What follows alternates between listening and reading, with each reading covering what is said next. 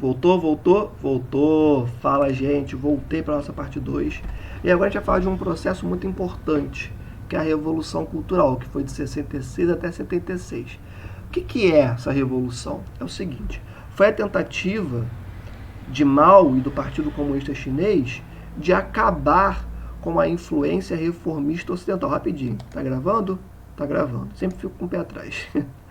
A ideia era acabar com a influência reformista ocidental. Professor, não entendi.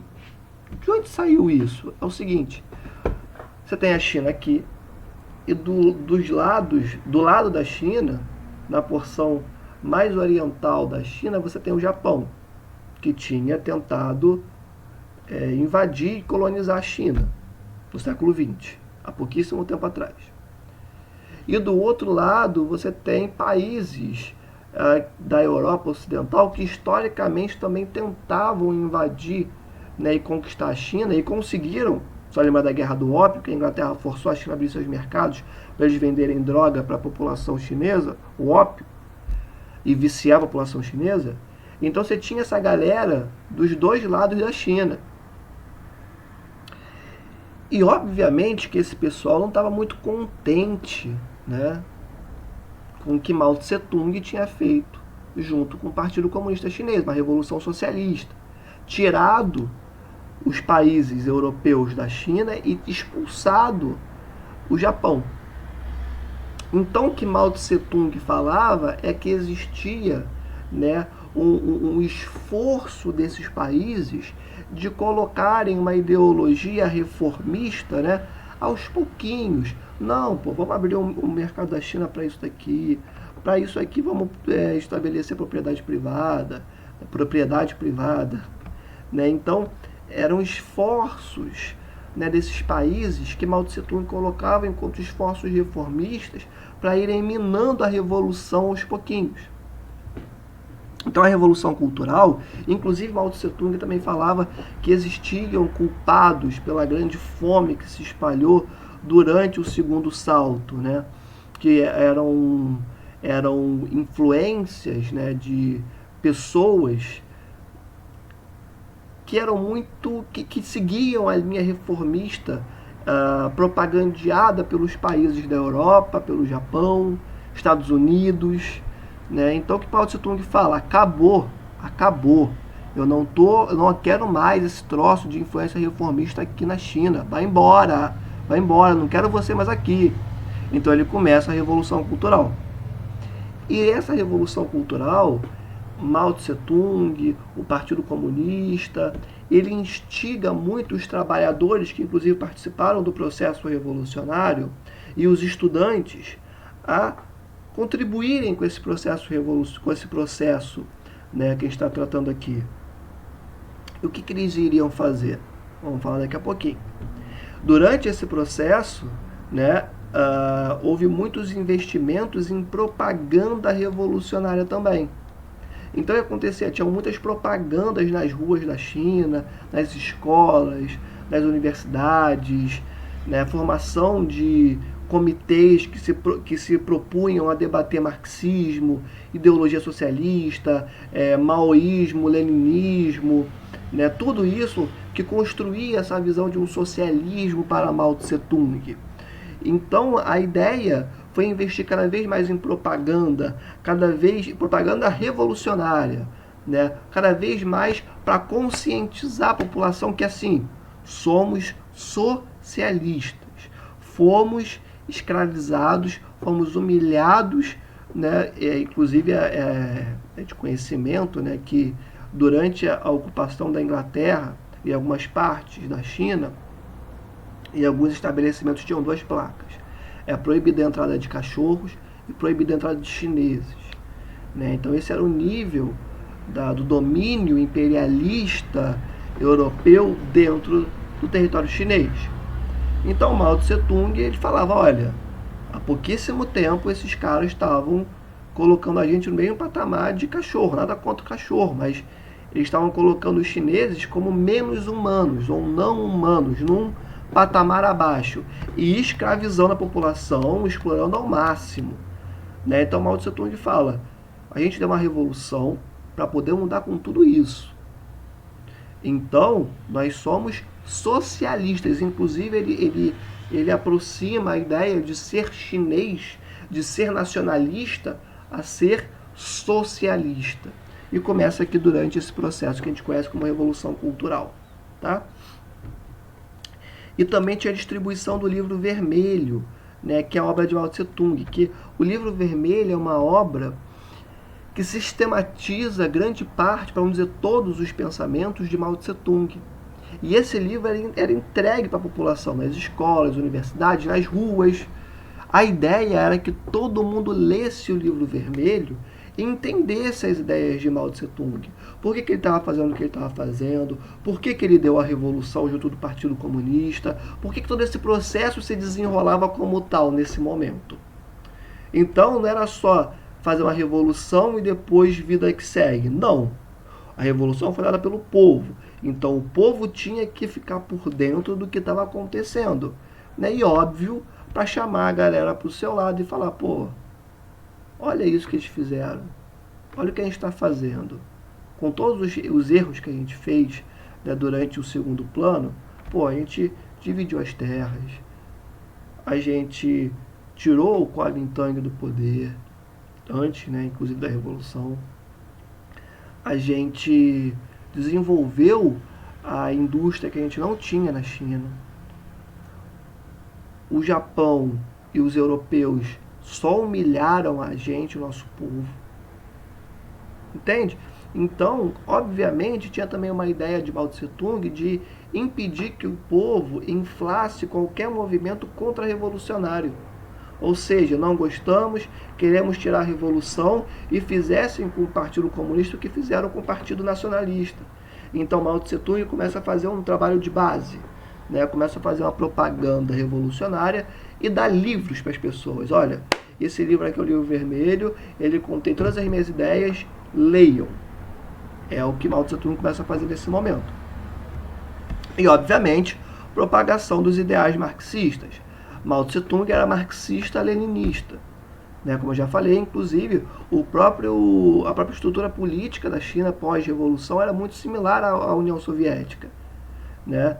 E quem fez a revolução na Rússia, e que depois levou à formação da União Soviética em 22, foi Lenin, junto dos bolcheviques. Lenin, Stalin e Trotsky. E Lenin quem estava na frente durante esse processo revolucionário soviético. Então Mao Tse Tung leu muito as obras de Lenin, como leu também muito as obras de Marx. Então Mao Tse Tung era marxista-leninista. Então no seu livro, obviamente, teríamos passagens marxistas-leninistas. Tá?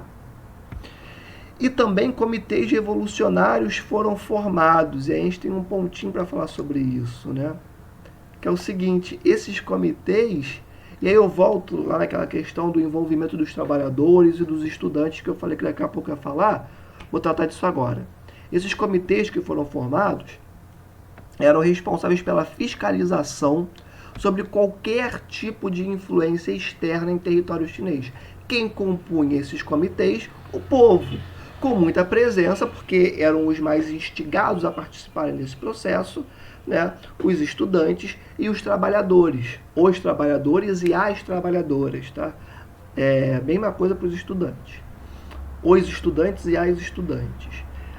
Então, formou-se, né, esses comitês que, inclusive, eles patrulhavam algumas cidades, pelo que é dito em alguns livros. É muito difícil você encontrar algum artigo sobre isso, mas as informações que nós temos aqui no Ocidente é que existiam inclusive algumas patrulhas, né, para olhar se tinha alguma atividade contra-revolucionária acontecendo. E aí, quando pegavam alguma ação contra-revolucionária se desenvolvendo, era aquilo, né? Ou era preso ou era morto. Ou era mandado para fora do país, mas nesse momento, preso ou morto. Né? Ou era mandado para algum lugar para também ser reabilitado, para ter acesso às obras de Mao Tse Tung, ler, enfim. Mas a gente sabe que a Revolução Cultural ela foi marcada por muito sangue, foi marcada por muita violência também. Né? O momento pós-revolução, para consolidar um Estado socialista, e acabar com as bases capitalistas, é um momento de bastante violência, né? Teve a Revolução que durou, a partir da Guerra Civil, né, que durou 22 anos, teve a guerra contra os latifundiários, que foi bem sanguinária também, e a Revolução Cultural vai focar nas cidades, na China como um todo, mas muito forte nas cidades, para, né, são esses comitês, que são comitês inclusive especializados no debate político, chamavam a população para debater política marxista, ideologia marxista-leninista, em alguns dias estabelecidos, né, debater política, né, introduzir a população nesse debate, e também eram centros de, né, articulação ali para poder formar essas patrulhas formadas pelos estudantes universitários e também pelos trabalhadores para buscarem pessoas contra-revolucionárias, né? E aí muita morte aconteceu durante esse momento, né? Ridicularização de artistas em praça pública. Você era um artista ou um professor universitário, um professor que pensasse um pouquinho diferente do que Mao Tse Tung dizia, né? Por mais que você não acreditasse no socialismo, mas que você pensasse um socialismo um pouco mais aberto, um pouco mais modificado, enfim, não tão nas bases do stalinismo que Mao Tse Tung seguia, você era ridicularizado em praça pública, né?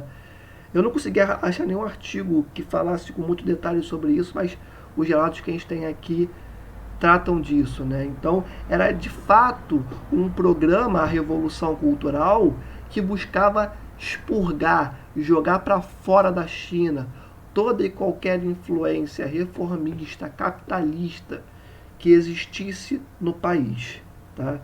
E foi um processo bastante violento. Continuando, a gente teve aqui a morte de Mao Tse Tung em 1976. E a partir do momento que Mao Tse Tung morre, a China adere a uma nova postura. E é a partir de algumas conjunturas que a gente vai vendo daqui a pouco que começa a se desenhar o que muito se diz, um termozinho que na minha avaliação não faz o menor sentido, né, que é o socialismo de mercado ou capitalismo de Estado, né? Também tem esses dois pontos.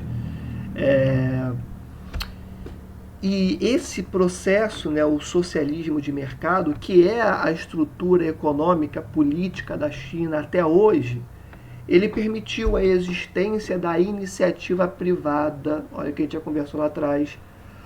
Porém, essa iniciativa privada teria grande regulação do Estado. Como assim, professor? Grande regulação. O Estado se torna o sócio majoritário das empresas. Professora, não entendi. É o seguinte, McDonald's, você quer vir para a China?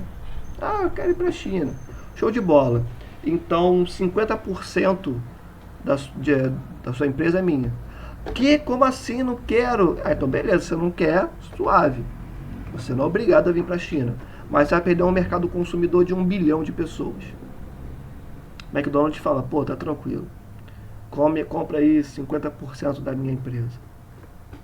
Ou seja, o Estado chinês, quando ele começa a instaurar o socialismo de mercado, ele começa a abrir os seus mercados, né, internos. Só que ele fala para as empresas, você vai vir. Só que metade de você é meu. Porque a partir do momento que eles têm o domínio sobre as ações majoritárias das empresas, eles conseguem falar, não, assim, vocês vão fazer isso. Ah, mas eu não estou te perguntando se você quer. Perceba, eu não quero saber. Eu posso te ouvir enquanto acionista, né, da empresa, um dos donos, que não o Partido Comunista. Porque o McDonald's, por exemplo, ele tem vários donos pelo mundo, europeus, japoneses, enfim. Quando ele vai para a China compra a maior parte. E aí fala assim, eu não estou nem aí se você é dono europeu, japonês, americano, sei lá, do McDonald's, não concorda. Eu estou falando que vai ser assim. E ponto final. Não gostou, vai embora. E perde o meu mercado interno. Então, obviamente que ninguém vai falar nada. E foi assim. Daqui a pouco a gente vai chegar na parte da repartição dos lucros. Vocês vão ver como que isso é muito forte na China. né, como que isso se deu até nessa repartição dos lucros, e que foi fundamental para o desenvolvimento da China e para a China ser a segunda maior economia do mundo, como é hoje em dia. Tá?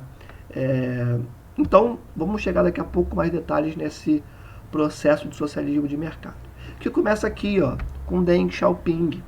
O governo de Deng Xiaoping começa em 78. Mao Tse-tung morre em 76, é criado um governo provisório até 78, que é o Partido Comunista decide quem vai ser o sucessor de Mao, e Deng Xiaoping ganha, né, dentro das eleições do partido, e ele começa a ser o líder da China. Né? E aí ele pega de 78 até 1992, então bastante coisa. Né? Foi o governo que sucedeu o Mao Tse-tung, e é no governo de Deng Xiaoping que o termo socialismo de mercado começa a ser construído. Então esse termo aqui que a gente viu, né, socialismo de mercado, ele começa a ser pensado, ele começa a ser desenvolvido. As bases econômicas para a China entrar dentro desse modelo econômico começam a ser desenvolvidas a partir de Deng Xiaoping. Na real, Mao Tse-tung, pouco antes de morrer, ele já começa a criar algumas estruturações ali, algumas reformas, para abrir um pouco o mercado chinês, e Deng Xiaoping dá continuidade ao trabalho de Mao Tse-tung. Tá? Quem começa com isso, na verdade, é Mao pouco antes dele morrer. Mas a gente coloca Deng Xiaoping como o propulsor, né? O cara que vai começar a criar as bases para o socialismo de mercado, porque ele vai pegar o que Mao Tse-tung fez e vai tunar, entendeu? Vai jogar para a 10ª potência. Então o governo de Deng Xiaoping é um marco quando a gente pensa na construção da economia chinesa como ela é hoje em dia. Mas sempre lembrando que quem deu o pontapé inicial, quem criou as bases para que o socialismo de mercado se desenvolvesse, inclusive pouco antes da sua morte, foi Mao Tse-tung. Tá? Deng Xiaoping é só um marco que a gente coloca para poder facilitar o estudo, né? Porque ele pega o que Mao fez e potencializa. Continuando. Deng Xiaoping aproxima a China de Hong Kong. Ué, professor, Hong Kong não faz parte da China? Faz. Isso que acontece. Hong Kong foi dominada pela Inglaterra lá no século XIX, 1848, 49, se não me engano, 1848 ou 58, enfim, um pouquinho antes ou um pouquinho depois da primeira metade do século XIX. E Deng Xiaoping, na década de 90 do século XX, consegue chegar para a Inglaterra e falar assim: pô, Inglaterra, na moralzinho, vamos trazer Hong Kong para a China? Olha o que eu estou fazendo, as reformas econômicas que eu estou fazendo. Hong Kong para a gente vai ser mega importante, bora fazer um acordo comercial aqui. Deng Xiaoping assina um acordo com a Inglaterra e Hong Kong volta a pertencer à China. E isso foi algo muito importante, muito importante. Por quê? Porque como Hong Kong estava no domínio, era uma colônia da Inglaterra até pouquíssimo tempo atrás, ela estava inserida no capitalismo. Então, em Hong Kong, a gente tinha um fluxo muito grande de capitais, pessoas, informações, porque ali estava presente o modelo capitalista. E como Hong Kong está pertíssimo ali da China, a Inglaterra fazia questão que Hong Kong se desempenhasse muito bem, né, no capitalismo, na sua economia, porque afinal de contas ele ia servir de propaganda para o próprio sistema ali na Ásia. Percebem? Essa competição de capitalismo e socialismo. Então, quando a China, a partir de Deng Xiaoping, traz para a sua esfera de influência geopolítica Hong Kong, integra de novo ao seu território, é um ganho muito importante, porque é uma área muito pujante economicamente, muito importante economicamente falando, que vai ser integrada ao território chinês. Ou seja, vai contribuir nesse processo de desenvolvimento econômico. Beleza? Então a aproximação de Hong Kong foi fundamental para a construção desse projeto econômico de Deng Xiaoping, o socialismo de mercado. tá? E um outro ponto, eu vou falar desse outro ponto, eu vou fechar essa parte, que eu acho que a gente já bateu os 20 minutos, é a abertura das ZEEs. Professor, o que é uma ZEE? Zona Econômica Especial. Que é o seguinte, são cidades em que promovia-se a entrada de capital externo. Então, o que acontece? Deng Xiaoping ele abre com muito mais força o mercado chinês. Só que ele fala assim, empresas estrangeiras, vocês vão ficar localizadas em cidades que eu vou estabelecer para vocês.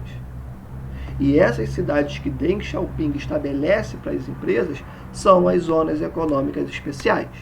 Nessas zonas econômicas especiais, o regime político-econômico seria muito diferente. As características seriam muito diferentes ali dentro. Tá? Como assim, professor? Por exemplo, muito se ouve falar que na China tem uma mão de obra escrava ou semi-escrava, né, pagando muito pouco. É nas zonas econômicas especiais. Nessas zonas econômicas, as leis de mercado valem. As leis do capitalismo estão presentes. Ou seja, redução de custo de toda forma. Por que as empresas capitalistas foram para a China? Já pensaram nisso? Além do mercado consumidor. Porque muito se fala que as empresas multinacionais foram para a China por causa de uma mão de obra muito barata. Se fosse assim, vários países africanos eram trilionários. Mas não são. Se fosse assim, Costa do Marfim tinha um PIB elevadíssimo. Percebem? Porque tem mão de obra muito barata. Foram outros elementos que também atraíram. O mercado consumidor, uma mão de obra que tinha um conhecimento ali interessante, porque Mao Tse Tung também socializa a educação, todo mundo tinha acesso a uma educação boa, de qualidade, gratuita. A gente vai falar disso daqui a pouco. Né? Então, era uma galera que poderia receber menos, vamos falar daqui a pouco por que poderia receber menos. Era uma galera que tinha mais ou menos um conhecimento de lidar com a indústria, afinal de contas, Mao Tse Tung fez toda a base da indústria chinesa lá atrás. Né? E é isso, o mercado consumidor gigantesco e tem um ponto muito importante, a base industrial já existia. As empresas não teriam que construir do zero, como teriam que construir se fosse para um país africano, né? Para um país com um desenvolvimento econômico um pouco inferior. Então, as empresas, olhando para esses elementos, se alocam nas ERs. E nas ERs também tínhamos isenção de impostos, também tínhamos a possibilidade, sim, de trabalhos com horas, com turnos de trabalho muito desgastantes, com as pessoas recebendo muito pouco. Vamos falar um pouquinho com detalhes sobre isso daqui a pouco. Né? Então, as empresas olham para todo esse conjunto de fatores e falam, cara, eu vou migrar para a zona econômica especial agora. Né? Que são essas cidades delimitadas por Mao Tse Tung, em que o capitalismo ele era presente no território chinês. Tá? Mas sempre lembrando que, por mais que o capitalismo estivesse presente, o Estado tinha um controle muito grande sobre essas empresas, porque ele era o sócio majoritário. Tá? Grande controle estatal sobre as remessas de lucro. Isso aqui é muito interessante. Inclusive impressionante, tá? Porque dos 100% de lucro, 100%, a empresa foi para lá, o McDonald's foi para lá, e aí o McDonald's teve seu lucro. E aí, desses 100% de lucro, 40% deveriam ser reinvestidos na produção. Professor, o que é reinvestir na produção? Contratação de mão de obra e investimento em tecnologia. Mas, professor, as empresas no restante do mundo não fazem isso? Não, fazem, mas muito pouco. O que acontece? Apenas 60% dos 100% de lucro iam para as empresas, né? Para as sedes das empresas. 40% deveriam ser reinvestidos. No Brasil, por exemplo, vamos colocar aqui a Chevrolet. Vem aqui para o Brasil e monta um carro.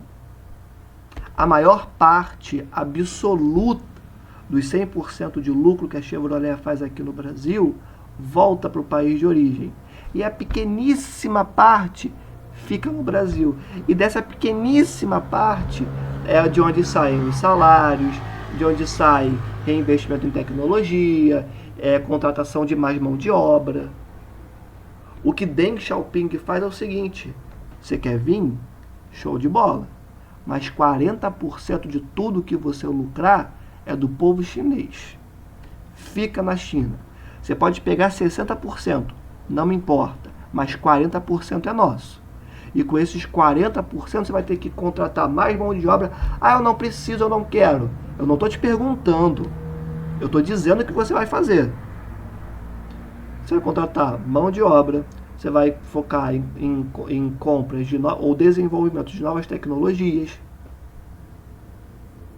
E vai ser isso. Ah, tinha um ponto também importante.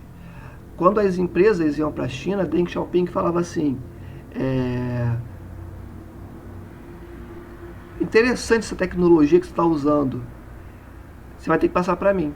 Não, mas eu não quero passar essa tecnologia que eu criei no meu país e tal. Aí Deng Xiaoping falava: ah, não, entendi.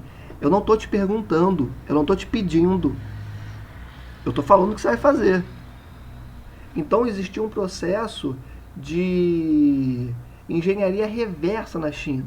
Se uma empresa fosse para a China, de Deng Xiaoping, além de o Partido Comunista Chinês, o Estado chinês, se tornar o sócio majoritário dessa empresa, essa empresa era obrigada a transferir as suas tecnologias para a China, para que as indústrias chinesas aprendessem como que essas tecnologias eram desenvolvidas e pudessem replicar essas tecnologias no território chinês. Como que vocês acham que a Xiaomi faz telefones tão bons quanto por um preço mais barato?